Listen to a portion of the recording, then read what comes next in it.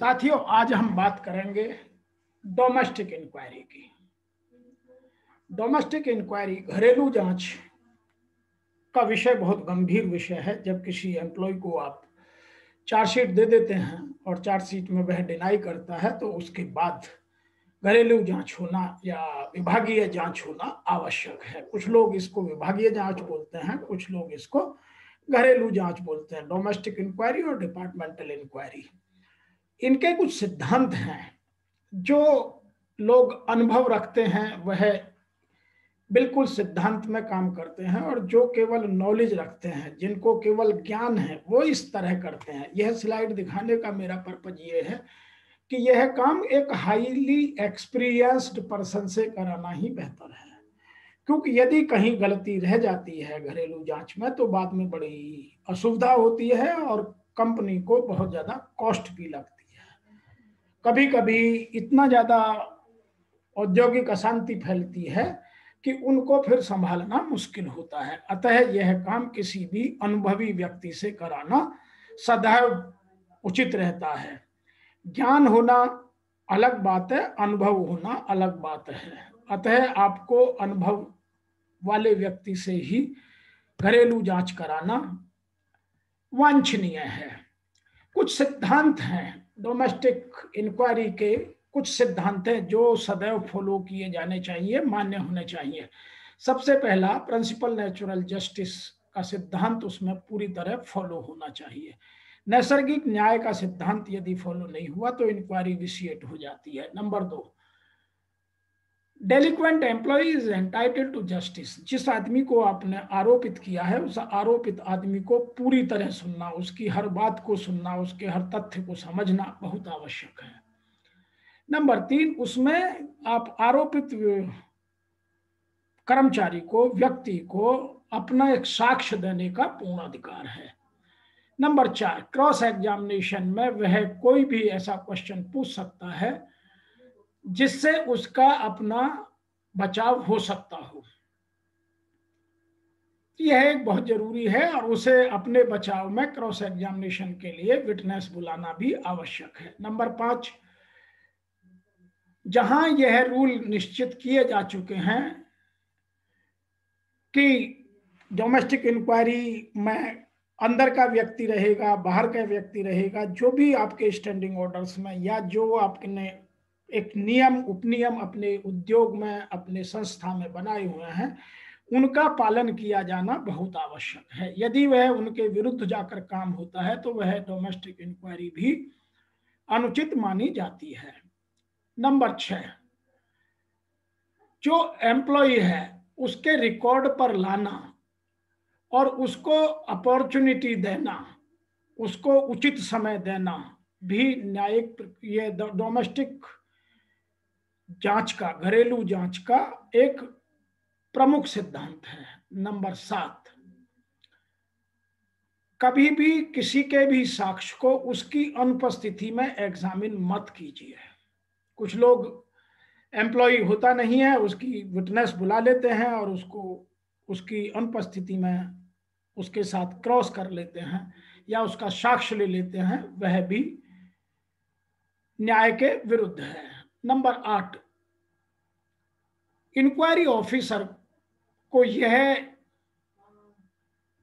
अलाव है कि वह किसी भी अनुचित बात को या किसी अनुचित साक्ष्य को वह मना कर सकता है, लेकिन वह उसको रिकॉर्ड पर, दस्तावेजों में अवश्य लाए कि उसने यह बात पूछी और यह बात मना कर दी गई, ताकि कोई बात बात में अधूरी नहीं रहे। और मना क्यों कर दी उसका भी कोई ना कोई रीजन, कारण, वैधानिक कारण लिखा जाना अति आवश्यक है।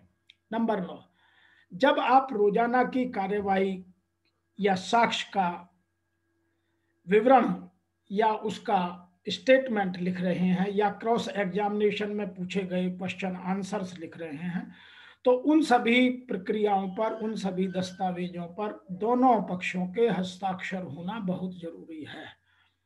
नंबर 10, यदि आरोपित व्यक्ति मांगता है तो उसको उन दस्तावेजों की फोटोकॉपी देना, जो उससे संबंधित दस्तावेज हैं उन सब की फोटोकॉपी देना आवश्यक है। यदि कुछ लोग देते नहीं है, यह गलत है, और यदि यह बात कहीं रिकॉर्ड पर आ जाती है तो वह डोमेस्टिक इंक्वायरी, घरेलू जांच या विभागीय जांच, बाद में कानून उसे जब अपने सामने लाता है, या एम्प्लॉय, बहुत सारे एम्प्लॉय नेशनल ट्रिब्यूनल में, लेबर लॉ ट्रिब्यूनल में, कुछ हाई कोर्ट में, कुछ एम्प्लॉय तो सुप्रीम कोर्ट में जाकर भी डोमेस्टिक इंक्वायरी को चैलेंज करते रहते हैं, और यदि वह जीत जाते हैं तो बड़ी उद्योग को या प्रबंधन को बड़ी असुविधा होती है। दूसरा जो प्रमुख कारण है वह है कि प्रोसीडिंग्स लिखते वक्त हमें क्या क्या चीज रिकॉर्ड पर लानी आवश्यक है, यह जानना भी बहुत जरूरी है। किन किन दस्तावेजों को या किन किन साक्ष्यों को आप फाइल पर लाएं। नंबर 1, जो कर्मचारी को या आरोपित कर्मचारी को चार्जशीट दी गई है, आरोप पत्र दिया गया है, सबसे पहले वह रिकॉर्ड पर आना अत्यंत आवश्यक है। नंबर 2, जो उसने रिटन में एक्सप्लेनेशन दिया था या उससे पहले उसे शोकॉज का जवाब दिया था, वह सब भी रिकॉर्ड पर लाना बहुत आवश्यक है।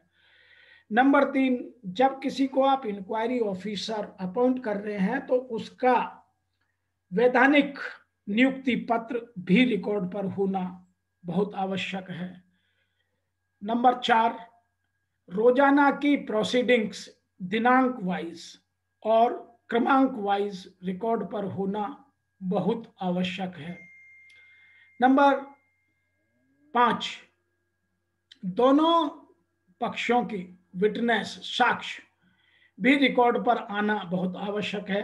नंबर 6, जो उन्होंने एक दूसरे से क्रॉस एग्जामिनेशन किया है, जो भी मैनेजमेंट रिप्रेजेंटेटिव ने वर्कर्स विटनेस से और वर्कर या वर्कर रिप्रेजेंटेटिव ने वर्कर्स की विटनेस से क्वेश्चंस आंसर्स किए हैं, उन सब का रिकॉर्ड पर आना बहुत जरूरी है। यदि कहीं कोई किसी आदमी को डेट देनी है या कोई साक्ष्य मंगाने के लिए समय देना है तो वह उचित समय होना बहुत आवश्यक है। रीजनेबल टाइम दिया जाना बहुत आवश्यक है। कुछ लोग रीजनेबल टाइम नहीं देते हैं, इसकी वजह से भी डोमेस्टिक इंक्वायरी विशिएट हो जाती है। नंबर 8 है, all the relevant document must be, जितने भी उससे संबंधित दस्तावेज हैं वह सब फाइल पर होना, रिकॉर्ड पर होना अत्यंत आवश्यक है। उन सब का विवरण होना, उनका क्रमांक नंबर डलना और उनका संख्या नंबर डलना आवश्यक है। नंबर 9, केवल उन्हीं शब्दों को लिखा जाए जिन शब्दों का सीधा अर्थ निकलता है। जो डबल मीनिंग अर्थ हैं वह डोमेस्टिक इंक्वायरी में या घरेलू जांच में या विभागीय जांच में पूर्ण सीमा तक उनको बाहर रखना चाहिए। किसी भी कीमत पर कोई ऐसा शब्द नहीं लिखा जाना चाहिए जिनके 2 अर्थ निकलते हों। यह भी हो सकता है, यह भी हो सकता है। यदि कहीं ऐसा कोई शब्द आ भी गया तो उसकी व्याख्या लिखी जानी बहुत आवश्यक है। नंबर 10, दोनों पार्टियों के जो अल्टीरियर मोटिव्स हैं उनको दूर रखा जाना चाहिए। यह जांच अधिकारी का प्रथम कर्तव्य है। तो यदि आप इन चीजों को इंक्वायरी प्रोसीडिंग्स में ध्यान रखेंगे तो आपकी इंक्वायरी या आपकी घरेलू जांच की वैधानिकता बढ़ जाती है। अब इसमें हमने अभी बात की थी कि प्रिंसिपल ऑफ नेचुरल जस्टिस, नैसर्गिक न्याय का मौलिक सिद्धांत क्या है। वह यह है कि किसी भी व्यक्ति के विरुद्ध कार्रवाई करने या आदेश पारित करने से पूर्व उसे अपना पक्ष रखने का मौका देना अति आवश्यक है। यदि आपने उसे अपना पक्ष रखने का या उसकी बात सुनने का मौका नहीं दिया तो वह न्याय के सिद्धांत के उल्लंघन है।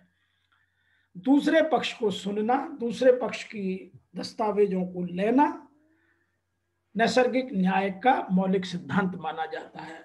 इनमें आपको 5 चीजें जानना बहुत आवश्यक है। नंबर 1 है जिन चीजों को आपको, जो आपके पक्षपातपूर्ण व्यवहार हो सकते हैं, उन 5 बायस्ड को यहां दूर रखना है। नंबर 1, पर्सनल बायस्ड, व्यक्तिगत पक्षपात सदैव बचा कर रखिए। यह गवाही दे सकता है, यह नहीं दे सकता है, यह एम्प्लॉई इसको बुला सकता है, उसको नहीं बुला सकता है, यह कर सकता है, यह नहीं कर सकता है। यह पक्षपात जो जांच अधिकारी है उसको इन सबसे सदैव बाहर रहना चाहिए। नंबर 2, जो धन संबंधी बातें हैं, पिक्यूनियरी बायस्ड है, वो सब भी बिल्कुल दूर रखने चाहिए। नंबर 3, विषय संबंधित, जो सब्जेक्ट मैटर से संबंधित बायस्ड हैं, यह हो सकता है, यह नहीं हो सकता है, यह मैं लूंगा, यह दस्तावेज नहीं लूंगा, यह बात ठीक नहीं है, यह पूछने की क्या आवश्यकता है। तो जब जांच अधिकारी इस तरह की बातें करता है तो वह बायस्ड सा लगने लगता है। अतः इस तरह के पक्षपात से भी जांच अधिकारी को बचना चाहिए। नंबर 4, जो डिपार्टमेंट है, जिस डिपार्टमेंट का वह वर्कर है, उस डिपार्टमेंट का कोई भी अधिकारी जांच अधिकारी नहीं बनना चाहिए, क्योंकि यह डिपार्टमेंटल बातों से कभी कभी आदमी कुछ अपनी विचारधारा को प्रभावित कर सकता है। नंबर 5 है प्रीकंसीव्ड, पूर्वाग्रहों से ग्रसित नहीं होना चाहिए। जितने पूर्वाग्रह के बायस हैं, जो उनसे संबंधित पक्षपात के आरोप लग सकते हैं, उन सब से भी जांच अधिकारी को बचना चाहिए। और इसके अलावा एक बात और कही जाती है जिसके लिए हमें बहुत ध्यान रखना चाहिए, रीजनेबल टाइम, समयानुकूल समय या उचित समय जिसको कहा जाता है।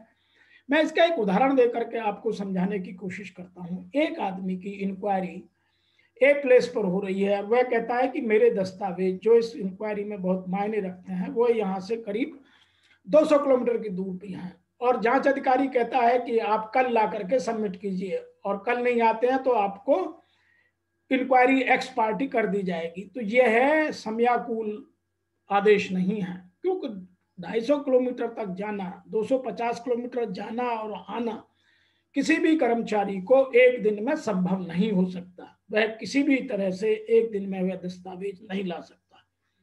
अतः कुछ चीजें का ध्यान रखना, इस तरह के समय के पाबंदी को ध्यान में रखना, समय की कीमत को समझना, समय के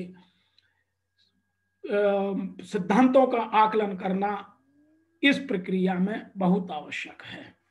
मैं उम्मीद करता हूं कि आज आपको जो घरेलू जांच में प्रमुख नियम आप उठाते हैं, उनकी व्याख्या, उनके सिद्धांत आपको आज पहले से अधिक और सुनिश्चित और आपके दिमाग में गहन हुए होंगे।